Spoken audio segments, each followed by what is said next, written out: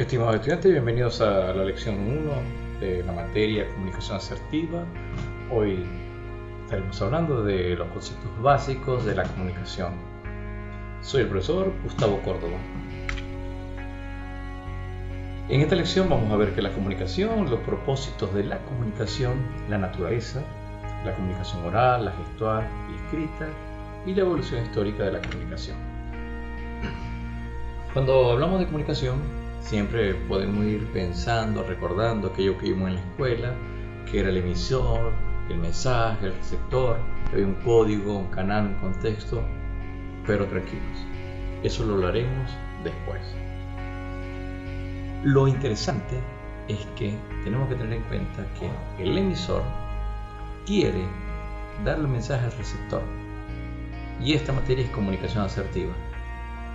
Y la persona que se comunica asertivamente, su mensaje quiere que el receptor lo entienda, lo comprenda y, si es un mensaje que quiere persuadir, que actúe en consecuencia. Anthony Robbins nos dice que la forma en que nos comunicamos con otros y con nosotros mismos determina la calidad de nuestras vidas. Siempre cuando hablamos de comunicación pensamos en la comunicación interpersonal, es decir, la que es entre personas, pero algo que iremos viendo a lo largo de esta materia es la importancia de la comunicación intrapersonal, es decir, con nosotros, porque en la forma en cómo nos hablamos, pensamos de nosotros mismos, en esa forma también vamos a expresar nuestras emociones, nuestros sentimientos y va a ser nuestra comunicación. Pero entonces, hemos nombrado mucho esa palabra y llega el momento de decir ¿qué es la comunicación? Como muchos saben, la comunicación es la forma de interacción entre dos o más personas, ya sea mediante la palabra hablada o escrita, a través de gestos o ademanes o expresiones emocionales, etc., ¿no? Y el resultado de esta es el intercambio de significados que conducen a la comprensión y, en el mejor de los casos, a un acuerdo o a un comportamiento adecuado. Por lo tanto, cuando nos comunicamos tenemos un propósito y, según sea la comunicación social, institucional, grupal, interpersonal o intrapersonal, la comunicación tendrá una forma. Cada tipo o destinatario va a generar un tipo de comunicación. Entonces, no es lo mismo la comunicación social, que es entre amigos, entre familias, con la pareja, que la institucional, en el trabajo, en la empresa, que la grupal, que cuando, por ejemplo, estamos en la calle y preguntamos acerca de algo, bien, es un grupo, ¿no? Es un conglomerado de personas que no tienen un objetivo en común, pero están ahí. No es lo mismo que la comunicación con otros, que la interpersonal, que la comunicación con uno mismo. Entonces, ¿cuál es la naturaleza de la comunicación? Nosotros como seres vivos tenemos un estilo, una forma de comunicarnos, y por ser seres vivos nos comunicamos. Las células se comunican entre sí. Las plantas, se sabe en descubrimientos recientes, se comunican entre sí a través de las raíces, por emisiones de cierta cantidad de energía, ya van hablando de un peligro de un sitio a otro. Entre el mismo de las plantas hay una forma de comunicarse cuando está talada, cuando se rompe una rama, hay un olor que desprende, ese olor que desprende genera en otras plantas un sentido de alerta, como de peligro. Bien, estos son cosas muy recientes. Sabemos que las plantas se comunican. Antes ya sabíamos hace mucho tiempo que los animales se comunican. Los que tienen mascotas saben que pueden comunicarse con sus mascotas. Sabemos que los insectos, que también pertenecen al reino animal, se comunican. Las hormigas, por ejemplo, a través de las antenas, cuando van caminando, se tocan las antenas y reflejan a través de ferormonas también si hay peligro o si hay comida. Las ballenas tienen un canto según cada una de las situaciones. Los elefantes también tienen forma de comunicarse. En fin, podemos nombrar diferentes animales, pero nosotros como seres humanos hemos pasado del lenguaje gestual y gutural en un primer momento a un lenguaje articulado con tiempos verbales, para comunicar no solamente cosas básicas, sino también nuestros sentimientos, nuestros deseos, nuestros temores, ¿bien? O un pensamiento que entra en la abstracción, como la poesía o la música. Y todo eso ha devenido en el lenguaje escrito. Por ello, hemos hablado de que la comunicación no solamente es lo oral, sino lo gestual. Un gran porcentaje de la forma como hablamos y de que cómo nos damos a entender pasa por los gestos. Entonces, un gran porcentaje de nuestra comunicación es gestual. Es cómo movemos las manos, cómo movemos los ojos, el rostro, el cuerpo al momento de hablar. Pueden hacerse una idea de que si yo estoy hablando en este momento, no sé si me imaginaron quieto en la silla o moviéndome a lo mejor de un sitio a otro en la misma silla, pero hacia adelante, hacia atrás, bien, abriendo la boca o haciendo énfasis por cómo me estoy comunicando. Hay un ejemplo que siempre me gusta dar, que en esto de que la comunicación pasa por los gestos y lo corpóreo, y lo ha expresado en varias oportunidades el actor Tom Hanks, este actor que ganador del Oscar, pero que en el ejemplo a dar a continuación se trata de la película Toy Story, y en esta película él hace de Woody.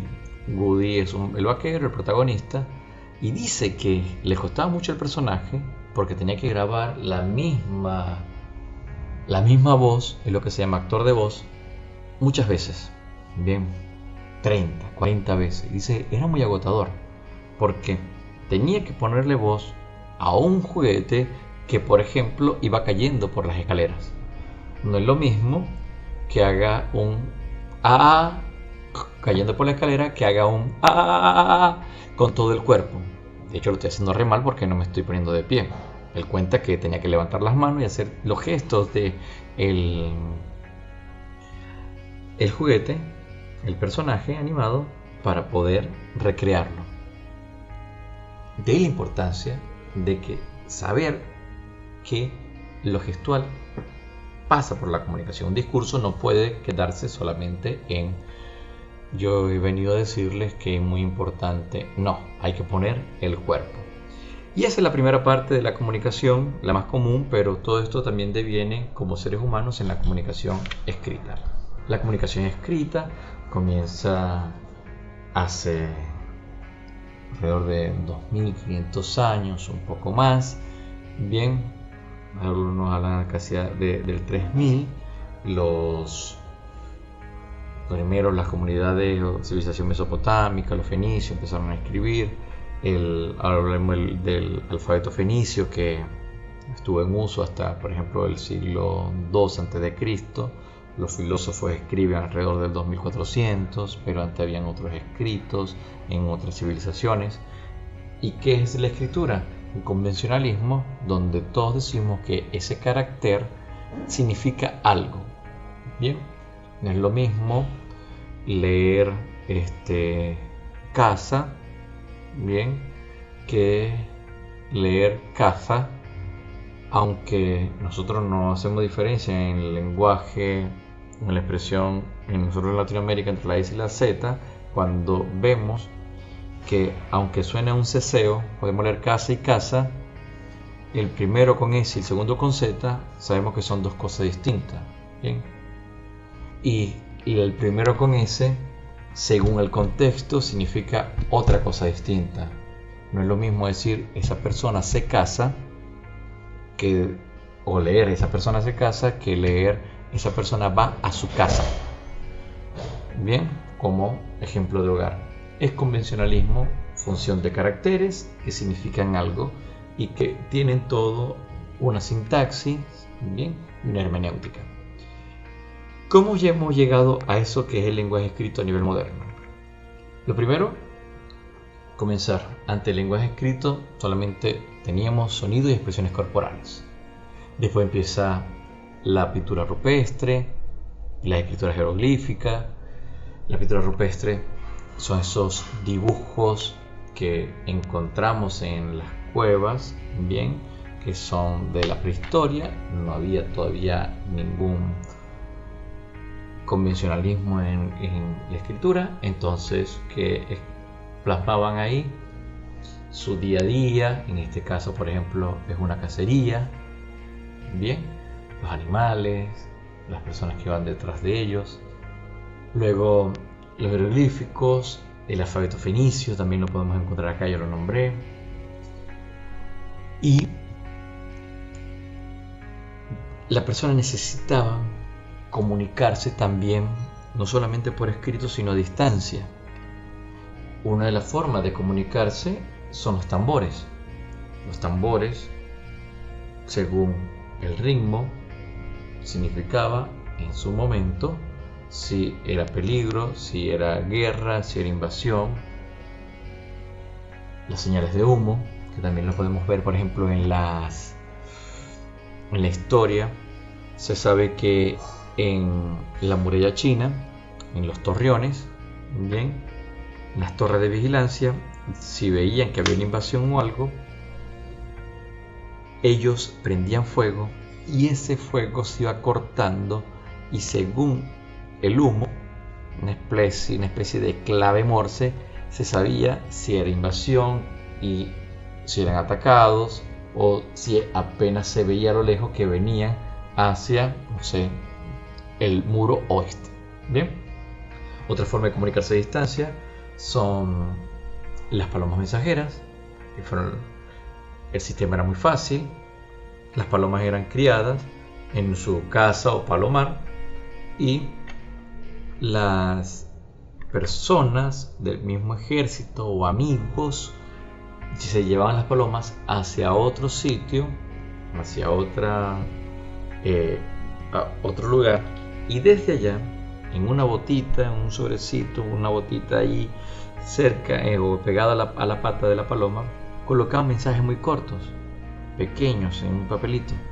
Al soltar la paloma volaba hacia su hogar porque recordaba el sitio donde vivía. Entonces, era el sistema de comunicarse a distancia. Y lo otro también, otro sistema de comunicación a distancia, eran los jinetes a caballo que llevaban mensajes. Todo esto sucede que se inventa el papiro, que era este papel con material vegetal, y luego se inventa el papel. En el siglo XV se inventa la imprenta. Con la imprenta viene la reproducción de libros. La imprenta ya la habían inventado los chinos, pero Gutenberg lo que hace es que coloca caracteres movibles de acero, lo cual permitía que no fuera solamente una lámina toda de madera por cada hoja. Entonces eso podía hacer reproducciones. Entonces, bueno, empieza a reproducirse en gran cantidad libros, panfletos, y con eso la comunicación se hace masiva. Empieza la imprenta, y con ello la necesidad de comunicar diariamente la noticia. Se crea la necesidad y las personas empiezan a consumir el periódico. Posteriormente, con los avances tecnológicos, entra el telégrafo, que era una forma de comunicación a distancia donde había un emisor y un receptor. El emisor envía una señal en clave morse. La clave morse es esto de ti, ti, ti, ti, ti, donde los caracteres tenían puntos y silencios. Entonces había un operador que enviaba el mensaje y otro operador que lo recibía. Otra forma también de comunicación escrita es la máquina de escribir, que una vez que se empieza a practicar, los escritores en un primer momento, personas que, sobre todo las secretarias, hacen que la escritura sea más rápida, porque era más rápido escribir en la máquina que escribir a mano, lo cual aumenta la velocidad en la reproducción de la comunicación. Ya finalizado el siglo XIX, entrando el siglo XX, se inventa el teléfono, bien, como una forma de comunicación a distancia. Los más jóvenes en esta clase han disfrutado de el teléfono celular, bien, del smartphone. Los que son más viejos a lo mejor recuerdan el teléfono fijo que estaba en su casa y vieron cómo se fue introduciendo en la sociedad el teléfono celular. Entonces, hemos pasado de una comunicación que era rupestre hasta el teléfono. Junto con el teléfono, a finales inicio del siglo XX, empieza la radio como medio de comunicación masivo. Era la forma donde los mensajes podían transmitirse a gran distancia en localidades cercanas. La radio fue tan popular que también, junto con un primer momento de noticia, se introduce también la música, que es otra forma de comunicación, el entretenimiento, y el precursor de todas las series que ahora vemos en Netflix, en los streaming, son las radionovelas, que serían las novelas con actores que hacían en vivo, porque no había era muy costoso y no había la tecnología para grabar. Entonces los actores en vivo transmitían todos los días había una emisión de un capítulo distinto de la novela. Los abuelos cuentan de cómo a una hora determinada todos estaban al lado de la radio para escuchar la radionovela. Junto con la radio empieza al mismo tiempo a generarse la televisión, que ya es un medio de comunicación masivo donde se genera contenido, se transmite noticias y diferentes cosas que se pueden entretener, informar, educar, pero a mucha más distancia que la radio. La televisión fue desplazando de a poco a la radio, y en la actualidad las redes sociales, que en un primer momento eran lo que se llamaba, algunos siguen llamando tecnología de la información, con las computadoras, el correo electrónico, los primeros celulares, el internet, fueron desplazando el entretenimiento y la comunicación. Hoy en día la prensa escrita tiene muy poca venta y se va más hacia la prensa digital. Entonces los portales de información son los que la gente consume. Hablamos en un primer momento de la radionovela, después de la telenovela. Hoy en día las series de ficción no se hacen en canales abiertos. La gente compra streaming, y ya sea en Amazon, en Paramount, en Disney Plus, en Netflix, las personas consumen ahí los productos que ellos quieren. Cuando comenzó el internet, por los correos electrónicos, las personas enviaban mensajes. Además del correo, enviaban historias, chistes, etc. Eso fue obviado, y en la actualidad todo esto es a través de las redes sociales. Las redes sociales conllevan entonces, sobre todo por ejemplo en Instagram, en TikTok, algo de lo que hemos venido hablando. la importancia de la gestualidad al momento de comunicarse. Y hagan este ejercicio. Piensen, ¿a qué TikToker o Instagramer o YouTuber veo más? ¿Aquel que me parece aburrido o aquel que me entretiene mientras estoy viendo? Claro, es también qué voy a ver, qué estoy buscando. Si estoy buscando educación, no necesito que me divierta, bien, pero que sí que sea agradable. Pero si ese TikTok, Instagram, YouTuber quiere vender y quiere entretener, tiene que hacer gestos, acciones a través de su cuerpo al momento de comunicarse. ¿Por qué? Porque sabe que la comunicación forma parte de la gestualidad. Esto es una manera de conclusión para que veamos que todo aquello que comenzó con un lenguaje hablado, con voces, con gestos, que pasamos en la pintura rupestre, tenemos ahora en nuestras manos la capacidad de comunicarnos con muchas personas en instantes y al momento.